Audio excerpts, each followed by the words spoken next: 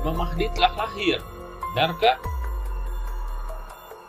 Tak ada yang tahu kapan terjadinya kiamat kecuali Allah Subhanahu wa Ta'ala. Bahkan malaikat Jibril dan Nabi Muhammad SAW tak diberitahu oleh Allah Ta'ala akan waktu terjadinya hari kiamat.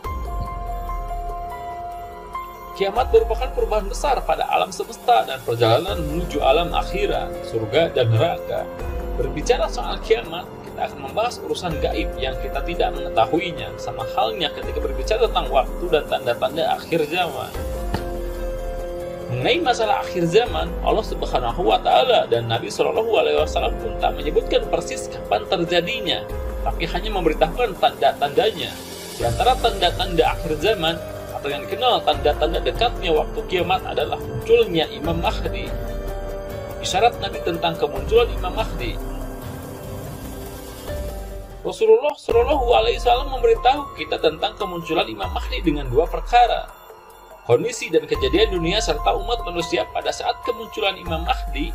Saat kemunculan Imam Mahdi, keadilan hilang, kezaliman merajalela, dan banyak perselisihan dalam perebutan kekuasaan. Tapi jangan lupa, jika kalian suka dengan video ini, silahkan klik tombol like, tulis komentar kalian di kolom komentar, dan jangan lupa juga klik tombol subscribe untuk berlangganan. Sifat Imam Mahdi sebagai seorang pribadi yang dipilih oleh Allah Subhanahu wa Ta'ala sebagai pemimpin umat Islam di akhir zaman. Imam Mahdi merupakan keturunan Nabi dengan nama Muhammad bin Abdillah. Dia tidak akan mengaku sebagai Imam Mahdi, tapi orang-orang yang membaiat dirinya. Dari memahami dua hal inilah, kita bisa mengetahui benar atau tidaknya pernyataan sebagai orang bahwa Imam Mahdi telah lahir. Rasulullah SAW bersabda, andaikan dunia tinggal sehari lagi, Allah Ta'ala akan panjangkan hari tersebut sehingga diutus padanya seorang lelaki dari ahli baitku, keturunanku, namanya serupa namaku, dan nama ayahnya serupa nama ayahku, Muhammad bin Abdillah. Ia akan penuhi bumi dengan kejujuran dan keadilan, sebagaimana sebelumnya dipenuhi dengan kezaliman dan penindasan. Hadis riwayat Abu Dawud nomor 9435 dan disahihkan oleh Albani, Sahih Al-Jami As-Sakir nomor 5304. Kezaliman merata di muka bumi.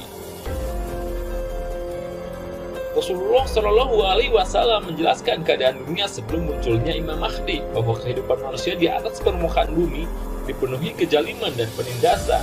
Kita perhatikan kata, artinya dipenuhi kezaliman dan ketidakadilan merata di bumi, bukan hanya terjadi pada sebagian wilayah. Imam Mahdi akan memimpin umat Islam selama 7-9 tahun.